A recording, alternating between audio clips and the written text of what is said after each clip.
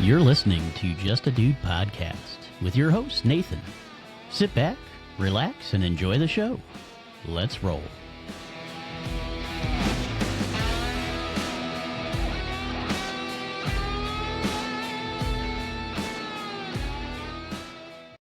Hey there, folks. Welcome back to Just a Dude in the News on Just a Dude podcast. I'm your host, Nathan, just a regular guy breaking down the biggest stories hitting the U.S. this week from June 6th to June 12th, 2025. Please note, we're recording this episode a day early due to personal travel.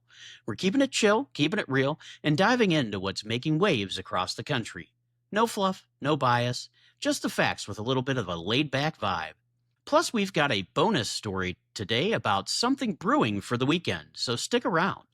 Grab your coffee, settle in, and let's get into the top 10 news stories of the week, plus that bonus one. Here we go. All right, let's kick things off with a big one. Starting on June 6, 2025, federal immigration raids led by ICE kicked off in Los Angeles and quickly spread to other cities like New York, Chicago, Dallas, and Atlanta. These operations targeted suspected illegal immigrants, and they've stirred up a lot of heat. Protests popped off almost immediately, with Los Angeles seeing the most action. By June 9th, things escalated when hundreds gathered downtown, some clashing with law enforcement. The protests weren't just about the raids, but also a new travel ban affecting 12 countries, which hit the news on June 10th and was covered in our last episode of Just a Dude in the News. The situation in LA got intense enough that Mayor Karen Bass slapped a curfew on parts of downtown, running from 8 p.m. to 6 a.m. starting on June 10th. Reports say over 200 people were arrested for failing to disperse, and another 17 got nabbed for breaking curfew. The demonstration stayed mostly peaceful, but there were moments of tensions, like when protesters faced off with National Guard soldiers outside the Edward R. Roybal Federal Building. Other cities saw similar rallies, with folks in Austin and Boston holding signs and chanting against the ICE actions.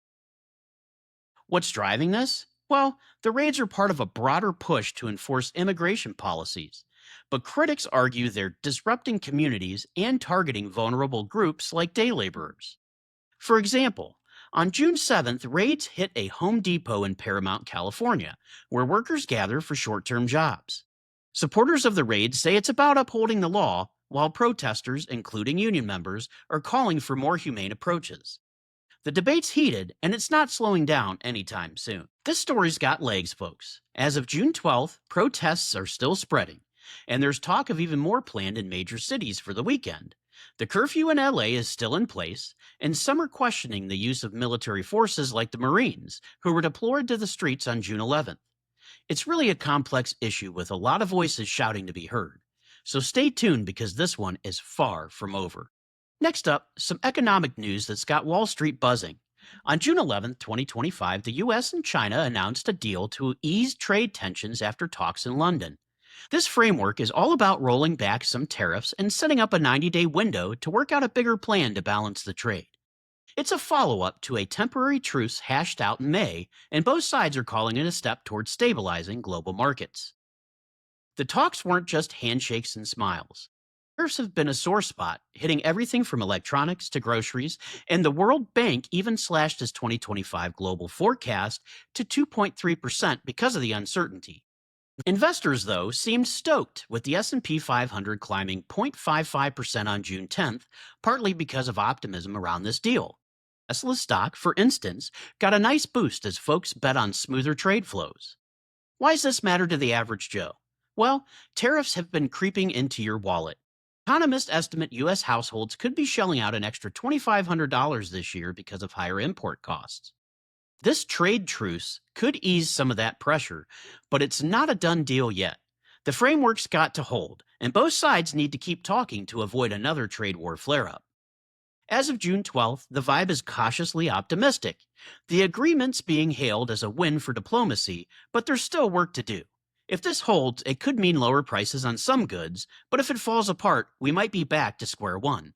Keep an eye on this one, folks. It's a big deal for your paycheck and the global economy. Speaking of money, let's talk about inflation.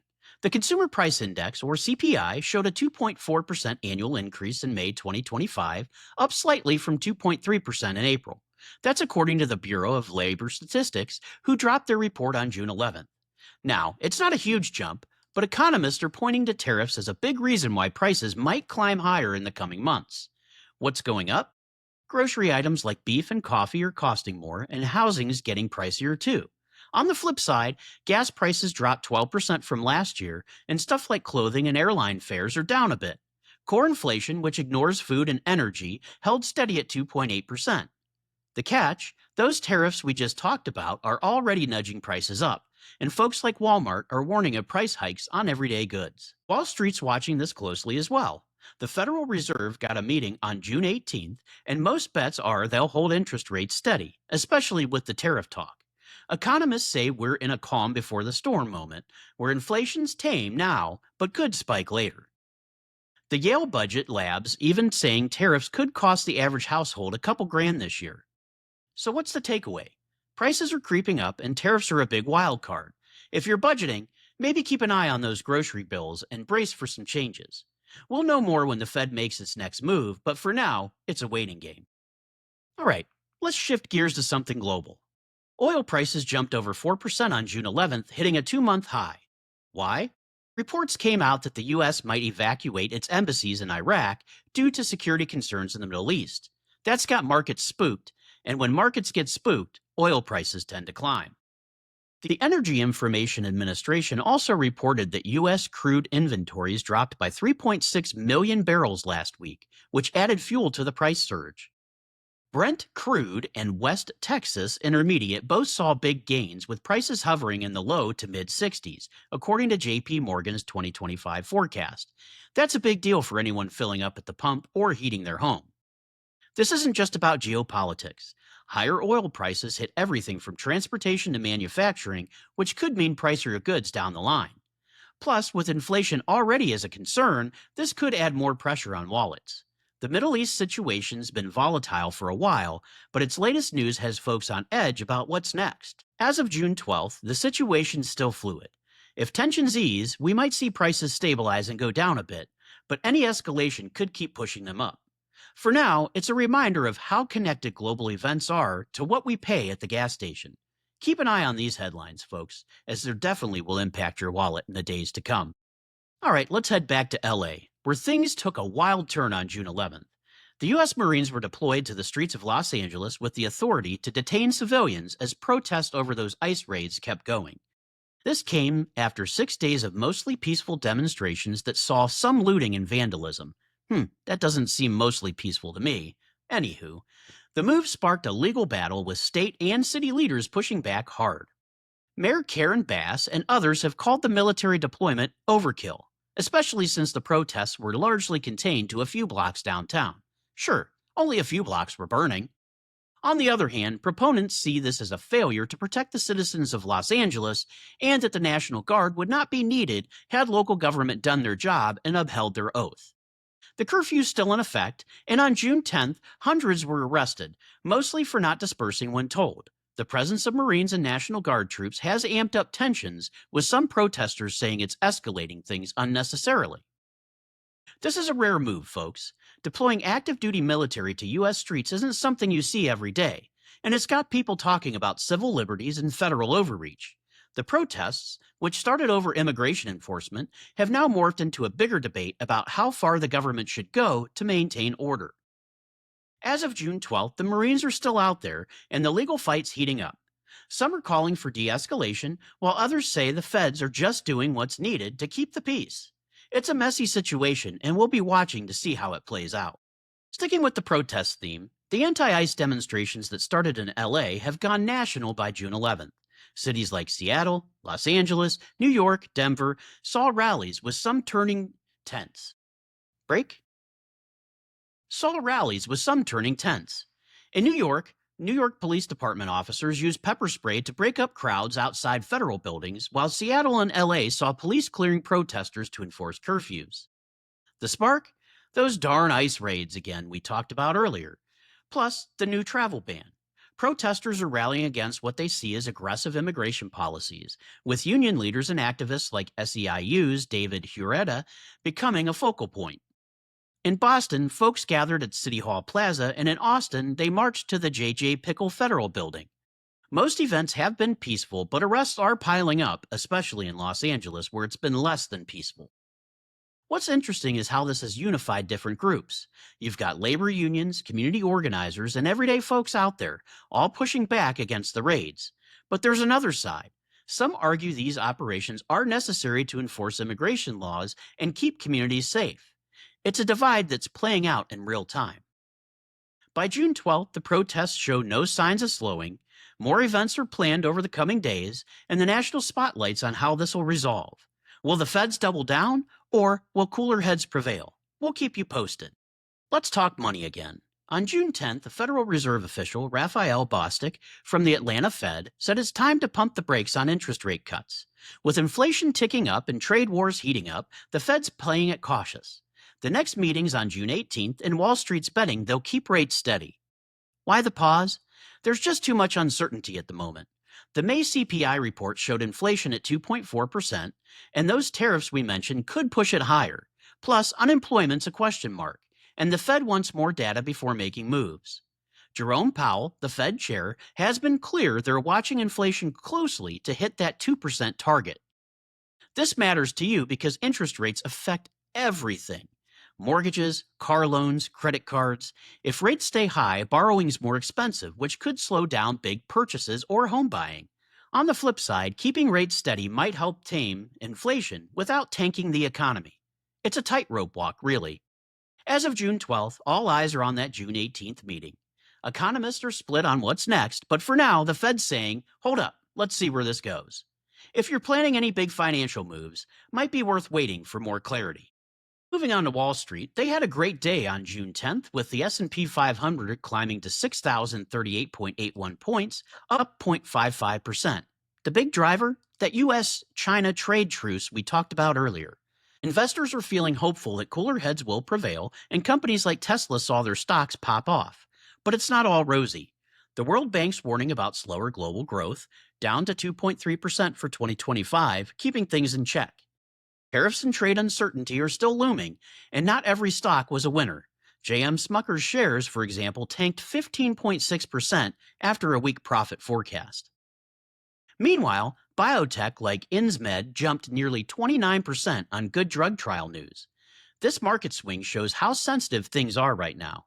Trade talks, tariffs, and even random company news can send stocks up or down. For the average person, it's a reminder to keep an eye on your investments, especially if you're in volatile sectors like tech or energy. As of June 12th, the markets are still riding the trade talk wave, but it's anyone's guess how long the optimism lasts. If the truce hold, we might see more gains. If not, brace for some turbulence in the future. Switching gears, let's head to Montana, where a new law's got people talking. As of June 5th, 2025, the state passed a bill cracking down on online sweepstakes, saying they're too close to gambling. The law's so broad, critics say it could ban everyday digital promotions like giveaways on social media. The Social and Promotional Gaming Association called it a mess, pointing out that states like Arkansas and Florida rejected similar bans. Meanwhile, companies like Virtual Gaming Worlds, who run sites like Chumba Casino, have already pulled out of Montana to avoid any legal trouble. The law's got businesses worried about hefty fines or even criminal charges. Why is this a big deal? Sweepstakes are a huge market, pulling in new customers faster than online casinos, according to industry reports. They're a fun way for folks to try their luck, but regulators are cracking down, saying they skirt gambling laws. Supporters of the law argue it protects consumers from shady operations, but opponents say it's overreach that kills legit businesses. As of June 12th, debates heating up, with some calling for clearer rules. If you're into the online contests or run a business that uses them, this could affect you.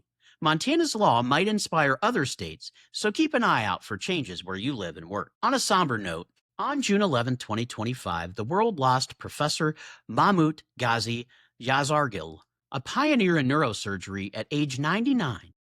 Known as the father of microneurosurgery, Yazargil's work revolutionized brain surgery, especially with his invention of the Yazargil aneurysm clip.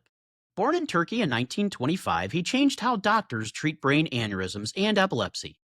His techniques made surgery safer and more precise, saving countless lives. Colleagues and students worldwide have been sharing tributes, calling him a mentor and a legend.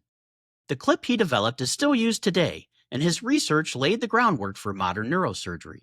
It's hard to overstate his impact. Hospitals everywhere use his methods. Yazargil's passing has sparked reflection in the medical community. Institutions like the University of Arkansas, where he taught, are planning memorials to honor his legacy. For anyone who's had brain surgery or knows someone who has, this guy's work probably touched their life in some way.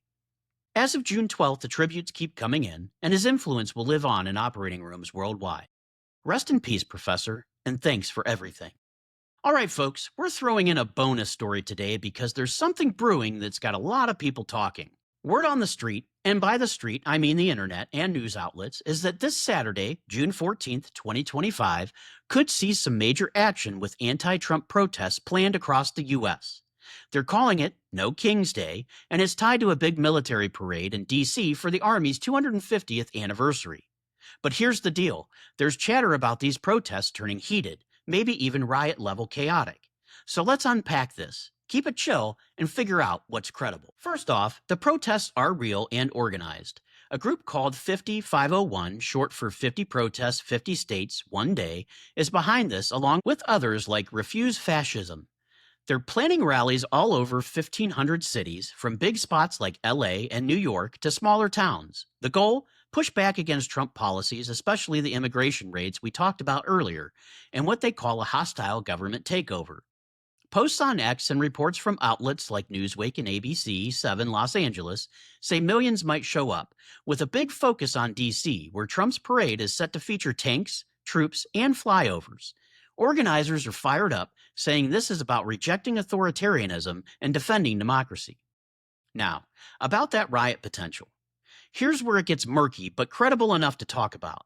The protests are meant to be peaceful, with groups like Stand Up America coordinating safety protocols and speakers. But recent events, like the clashes in LA over ICE raids, have folks on edge. On June 11th, we saw police in Seattle, Las Vegas, and LA use pepper spray and rubber bullets when things got tense. And over 200 people have been arrested in Los Angeles alone. In Spokane, Washington, a curfew was slapped on after 30 arrests during a protest that blocked an ICE vehicle. Add to that the deployment of National Guard and Marines in Los Angeles, and you've got a recipe for escalation if things go sideways. Some X posts are hyping up the chance of things kicking off, pointing to the scale of these protests and the heated rhetoric on both sides. On the flip side, not everyone's convinced this will spiral into riots. Most protests so far, like the hands-off rallies in April and May, have been largely peaceful, even with millions turning out. Organizers are pushing nonviolence, and many rallies are set for public spaces like state capitals and city halls. Not exactly hotbeds for chaos, but the Trump administration's doubling down, calling protesters radicals and rioters, and defending troop deployments hasn't calmed things down at all. Plus, there's that incident in Lafayette, Indiana, where a guy with a rifle got into a scuffle at a protest, which shows how fast things can escalate. The White House is warning they'll send more troops if needed, which could either keep the peace or light a match. So, what's the vibe going into Saturday? Tense, no doubt. The scale of these protests, the military parade, and the fresh memory of clashes in Los Angeles and elsewhere make the risk of unrest credible, especially if small groups get rowdy or law enforcement comes down hard. But it's not a done deal. Most folks just want to march and make their voices heard. If you're near a protest, keep your eyes open, stay safe, and maybe check those X posts for real-time updates. We'll be watching to see if this stays peaceful or if the weekend brings more chaos. If you're planning to protest, please remain peaceful and keep an eye out for any violence. Please be safe. We are all humans and should treat each other with respect, even if we disagree. And that's a wrap, folks. Those are the top 10 news stories shaking up the U.S. from June 6th to June 12th, 2025, plus that bonus look at what's coming this weekend. From protests to trade deals to oil prices, it's been a wild week, and Saturday's looking like it could be wilder. Thanks for hanging out with me, Nathan, for Just a Dude in the News on Just a Dude podcast. If you like these short news updates, make sure to like and subscribe. We do this show every week. Until our next episode, keep it chill, stay informed, and keep being just a dude or a dudette.